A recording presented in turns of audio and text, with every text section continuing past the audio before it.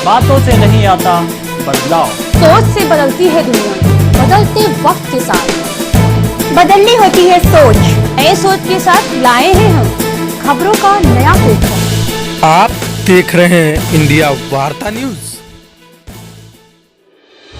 इस वक्त जब मथुरा से खबर मिल रही है, आपको बता दें कि वृंदावन में चल रहे ब्रजोत्सव हुनर हाट में आए बॉलीवुड के जाने माने मशहूर अभिनेता अन्नू कपूर ने अंतराक्षरी खेलकर लोगों का दिल जीत लिया। उनका साथ दिया मथुरा के हेमंत ब्रजवासी ने।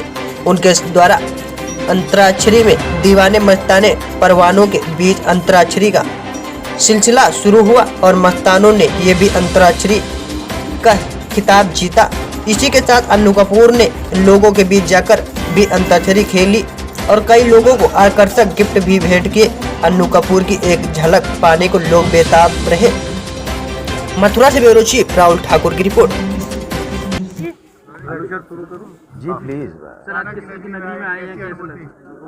आप पहली बार आज योगीराज कृष्ण की नगरी में आए हैं, यहाँ आके आपको किस तरीके की अनुभूति हो रही है? नहीं, पहली बार नहीं आया हूँ मैं। 1986 में अनिल चौधरी साहब के निर्देशन में जो टेलीविज़न सीरीज़ थी कबीर, उसकी शूटिंग भी वहीं केसी घाट पे मैंने की थी 1986-87 में।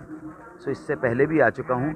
और गोकुल में तो अभी एक 1918 के एंड में एक बहुत ही पॉपुलर फिल्म की शूटिंग मैंने की है, ड्रीम गर्ल की, जिसका कैरेक्टर आप सब जानते हैं। उसमें मैंने ब्रजभाषा ही बोली उस कैरेक्टर के अंदर जी। सो इस नगरी से, इस धरती से मैं अच्छी तरह से परिचित हूँ। आपने बहुत सारे स्टार्स के साथ काम किया है, आपकी बहुत सारी सुपरहिट फिल्में रही हैं जिसमें mister India, Vicky donor, dream girl, दीवार आदि।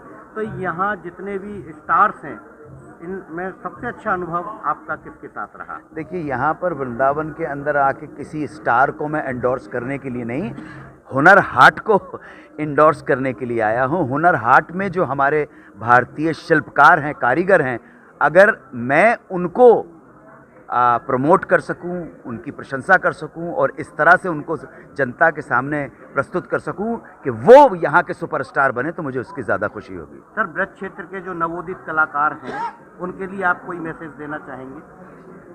ब्रज क्षेत्र के क्या, भारत के नवजोत जो कलाकार हैं वो तरक्की करें। हमारा जो देश है वो घनी आबादी वाला देश है, काफ़ी आबादी है, 130 करोड़ की, और मनोरंजन के बहुत सारे अलग अलग प्लेटफॉर्म खुल गए हैं।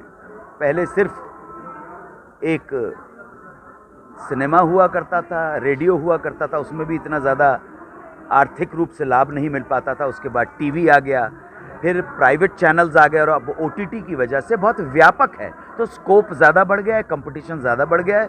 खूब मेहनत कीजिए और देखिए जिस तरह से भी आप मनोरंजन कर सकते हैं। टफ कंपटीशन है।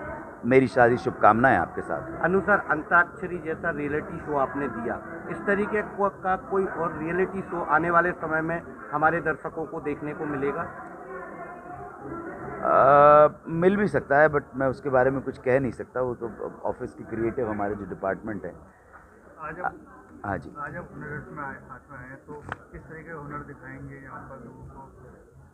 किस तरीके से जनता ब्रजवासी खुश होंगे? आज एक 15 मिनट के बाद शो आरंभ होगा तो आप देखिएगा। अनु सर, शुरू में भी आप ऐसे ही दिखते थे जैसे आज दिख रहे हैं, तो इस एनर्जी का राज क्या है, हमारे दर्शकों को जरूर बताएं। देखिए, जरूर जानना चाहेंगे। देखिए, सीधी सिंपल सी बात है, वृद्धावस्था के अंदर आके आपको अपने शरीर का ज़्यादा ध्यान रखना पड़ता है।